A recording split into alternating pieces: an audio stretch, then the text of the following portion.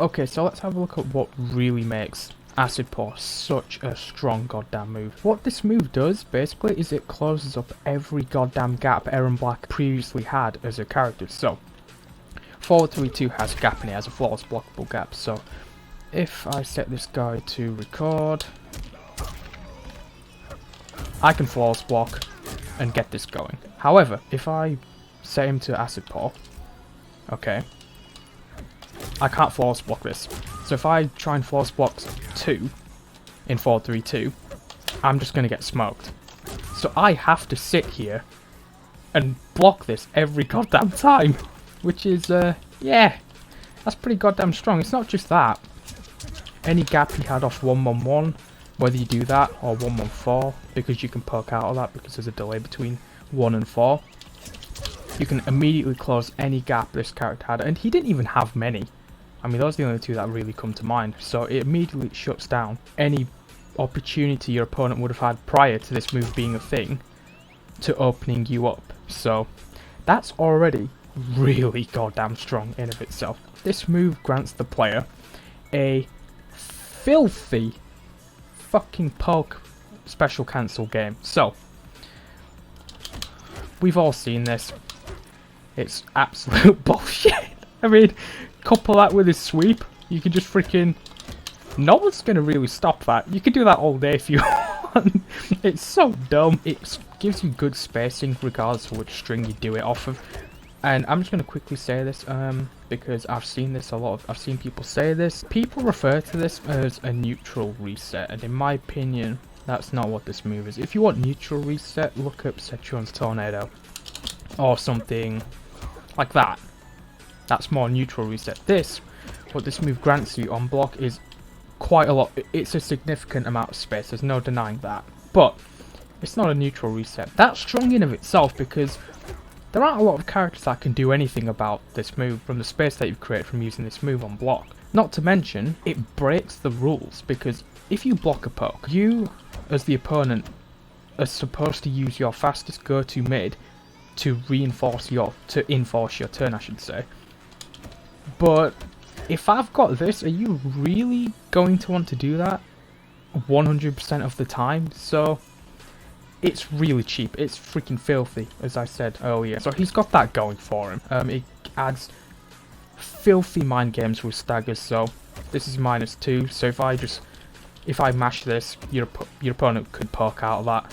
But if I do this, your opponent may have remained loyal to their guard, and you can just freaking bop them with back one as many times as you want and just freaking throw them. Or just do this. Do something like that. Bop. Are they really going to press out of that? A lot of people won't. I've played many games using this variation against a lot of people, and I've just pushed them into the corner with this and done that. And they don't press. And when they do press, they get smacked. And then they just stop pressing afterwards because it's a big risk. And that brings me on to another goddamn thing this move offers you. It offers really good unbreakable damage. It's a solid combo ender. It's actually Erron's only special cancelable combo ender, which he has, which leaves the opponent in front of him. Like so. On top of the unbreakable damage, you have the crushing blow. This move also has a goddamn armor breaking property on it. So when you put all that together, what else does Erron Black need to fucking do? Because this move basically does everything for you. But that leads me on to the main point. This move, I'm sorry, it's brain dead. It's just brain dead.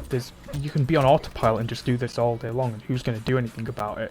That's why this move's so goddamn strong. It offers everything except for, you know, zoning or counter zoning ability. Enter Scud Shot. If you have freaking Acid Paw and Scud Shot, what more do you want? This character could pretty much do everything you want him to do. It's a filthy, brain-dead menace, which in many instances just carries players because, again, you can abuse it, and you're seemingly just not at risk in any way, shape, or form. So, how would you deal with Acid Paw? So that's what I'm going to talk about. So, I've used this move against a lot of players, and I've played matches where people have used it against me. So I've got a decent idea on how to deal with it. I'm still going to get hit with it, there's just no escaping it. But you can do things to minimize how much you get opened up by this move, which is what I want to talk about today. So, one thing, I'm just going to say straight off the bat, do not try and guess between the two. There's no point. There's just no point. I mean, wow. I mean, if you do your up too late, you still might get hit with acid pour, because I've even done that to people. There's no point trying to guess. Please don't guess. Please.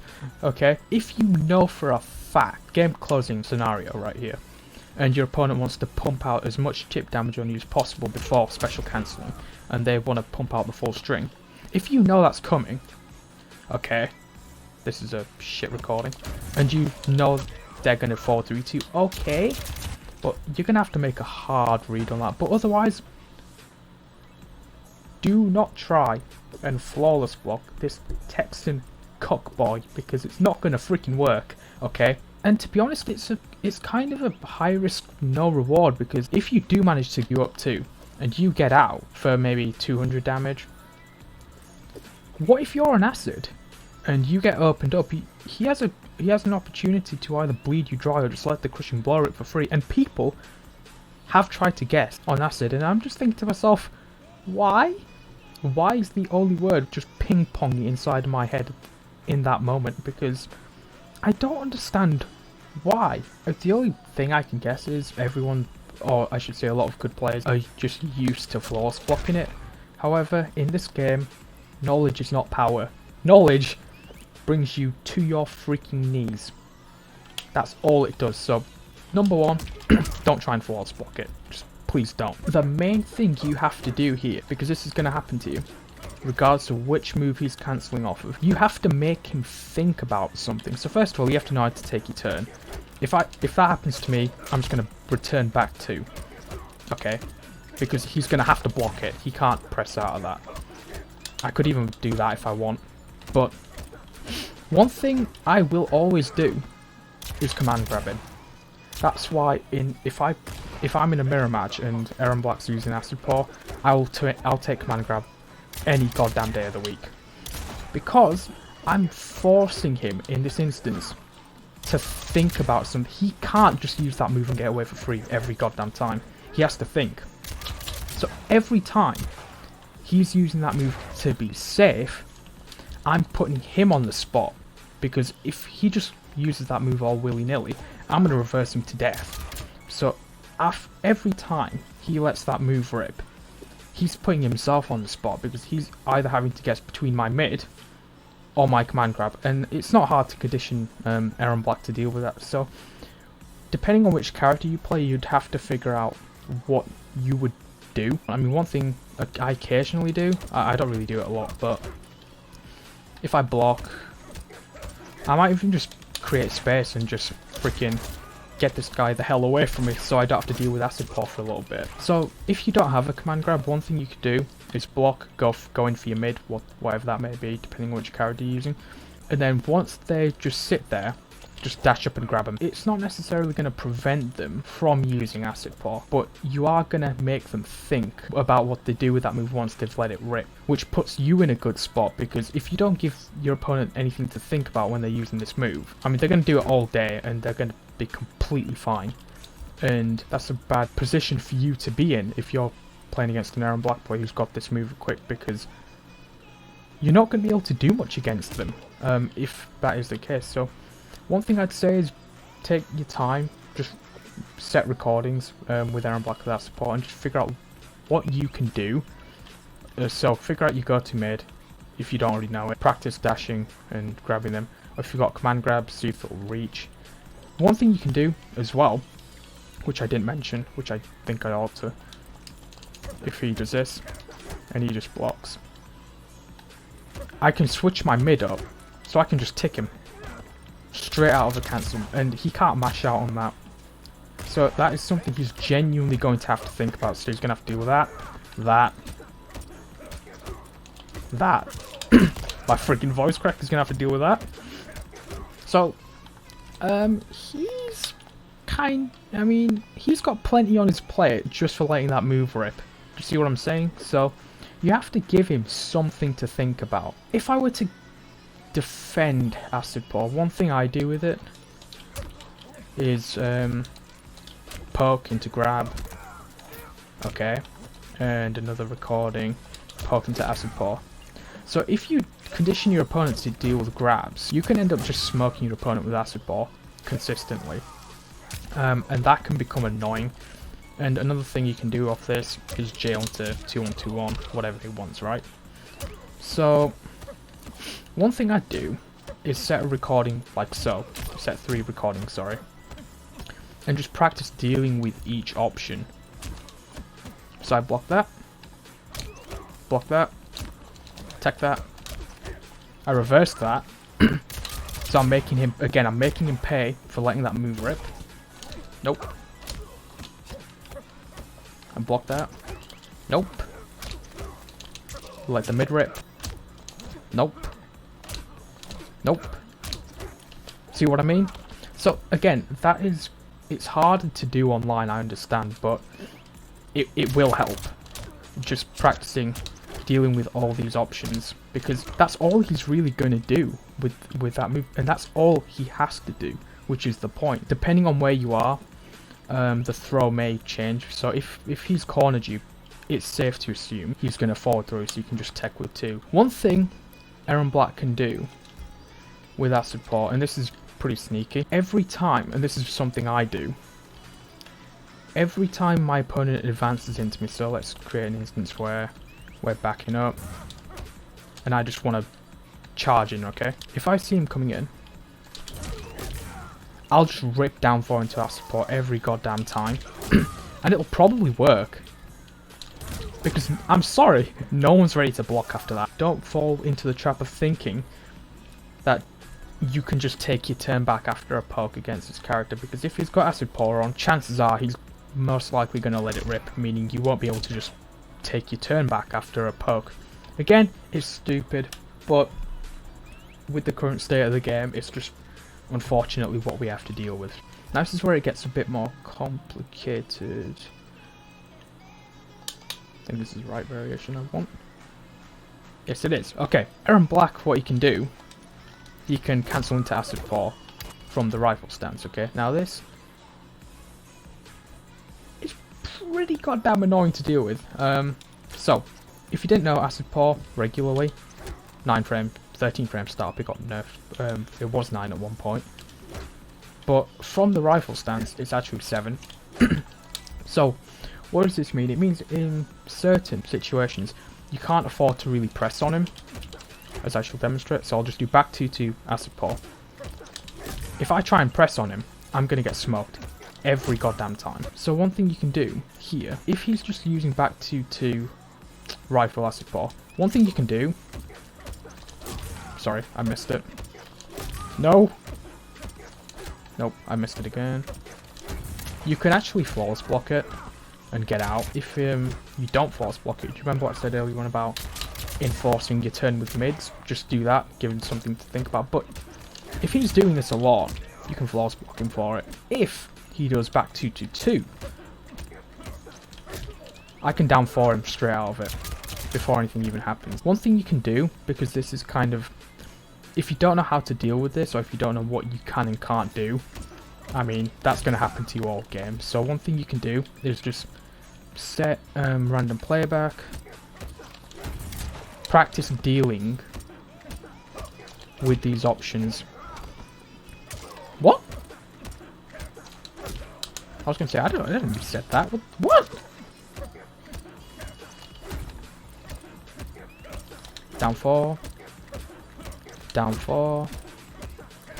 Down 4. Are you going to freaking back 2-2? There you go. Then you can go in and do whatever you need to do.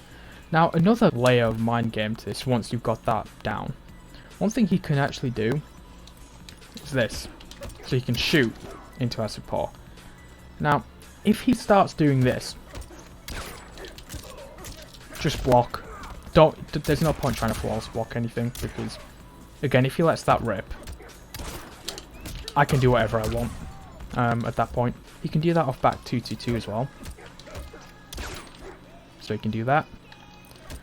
Again, I don't care if he does that, because anytime he does it, I will kill him for it. That's one thing you can practice as well.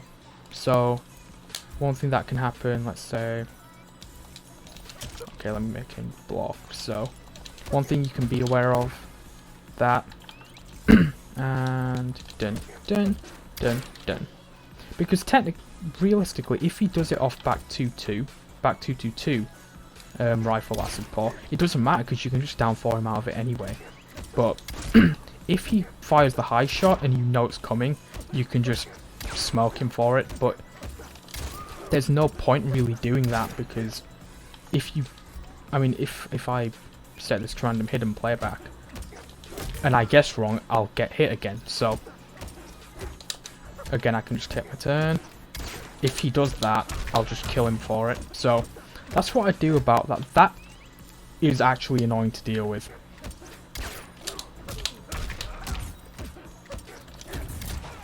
Occasionally you might get it, like I just did there, but for the most part it's not really worth it. If he is shooting, just wait for him to pump out that one bullet, and at that point, do whatever the hell you want. I mean, other things worth pointing out, I mean, he has a back throw crushing blow, so if he's got that and freaking acid pour, that can become really goddamn scary. So the drill I showed you earlier about dealing with, you know, a grab, acid pour, and standing 2 when Erron Black gains hit advantage, I'd try and nail that down to a T, basically, just to make sure if a scenario does occur where he's got his back throw crushing blow, acid pour hasn't been used, and acid is on the ground, that you stand, you know, the best chance of basically not getting clipped. Because, I mean, if you do get opened up at that point, your health bar will be deleted. Also, be very careful when you break against this character. That might sound weird, but what I mean by that, I'll give a quick example. So, I'll do something like this.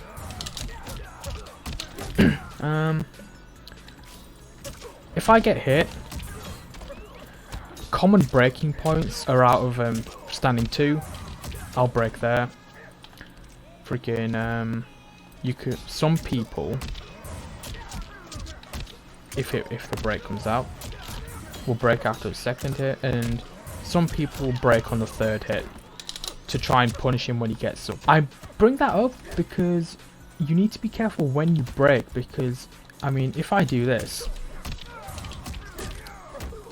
just really quick and I panic break, I will freaking explode for it. Good Erron Black players will kind of have a good idea as to when you will try and break out of a combo, because those are his common breaking points on his 2-1-2-1 string. So if you are gonna break, be very careful as to when you actually do decide to break, because this variation I'm using now is the rifle. It can be even more annoying because, you know, you can just do this. And if I break, I'll just die again. So that's a common breaking point regarding the pop-up. I can't really advise you on when to break. I mean, ultimately that's your decision when you're in a game, but just know that that's most likely what an Erron Black player is thinking if he's conscious of the fact that you have access to all of your defensive meter. A good Erron Black player may end up taking advantage of that, so just be aware of that. I guess that's how I deal with that support, unless you play a couple other characters, because there are a few characters that can bypass some of the things I have talked about. So, you know how I mentioned Erron Black's back 1 stagger and how this can be really annoying with acid pour?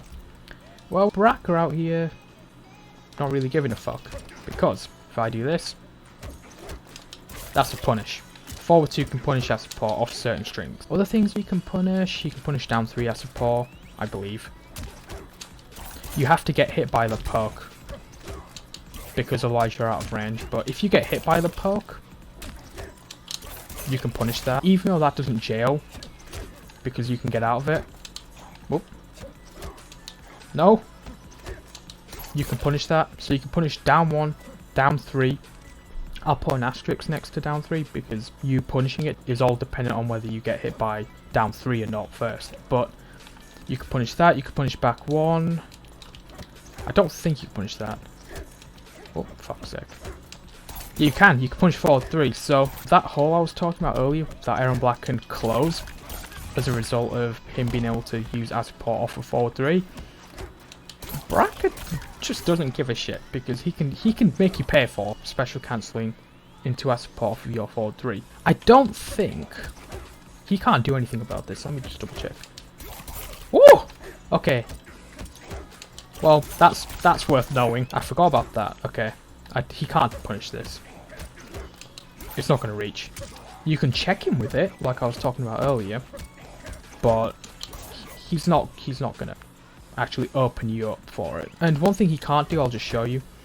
He can't punish down 4.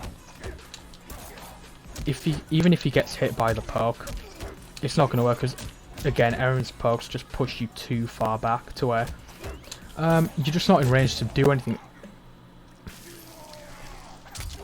And that might happen, so yeah, don't try and do that. 1-1, I'm guessing you can. I don't know why you do that. I guess, yeah. Again, like I mentioned earlier, Erron has holes here, so you can poke out. So if he tries to condition you to, you know, not press, Baraka can still make you pay for it.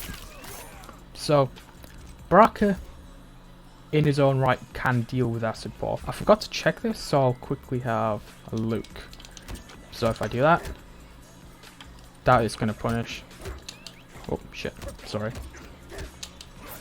So nope, that's not punish. Dun. That's not going to punish either. There's too much space. Again, it's not going to punish, and Erron can just clip you for it. If you do try and extend with that particular string. The other character who smokes acid port is Kollector. Now let me explain. I don't know if a lot of people know about this. Let's go straight for the big boy, shall we? Back 2-2 acid port. Bop. Okay, he's blocking. Reversal punish on back 2-2 acid port. I don't think any other character in the game can punish it. It doesn't matter which string, back 2-2 acid port. If I just make that shorter, the pushback is less significant, which makes the punish even easier. Other things you can punish, 4-3. It doesn't matter, that's a punish. Back 1. Punish. 1-1. This is an easy punish if Baraka can do it. Kollector out here be punishing this 24-7. Okay, there's that. What else? Why don't I feel like I've missed the normal? I don't know. Down 1. I don't think I have, to be honest. Punish. Down 3 acid port. Blocking. Oh shit, sorry. Again, if you get hit by the poke, you can punish it. So I'll put an asterisk next to that one. The only thing he can't deal with, really, is down 4 acid port because of the pushback. He's not punishing that, ever. If you do this, again, there's too much space created. Way too much space created, so if you do that, that's actually going to whiff. So you're not punishing him, but off of just simply cancelling into any normal, Kollector can punish pretty much 95% of Erron's options from acid port. So there you have it. That's how I'd go about dealing with acid port. It's always going to be a pain regardless of which character you're using, to be honest, but it can be done, which is what I'm trying to say. There are a few steps that you as the player can take to kind of, I guess, nullify in some way, shape, or form what this move actually provides the player. So I hope this little guide on how to deal with acid port helped you, I guess, and yeah, thanks for watching. Hope you all enjoyed, and have a good one. So take care, and I'll see you all later.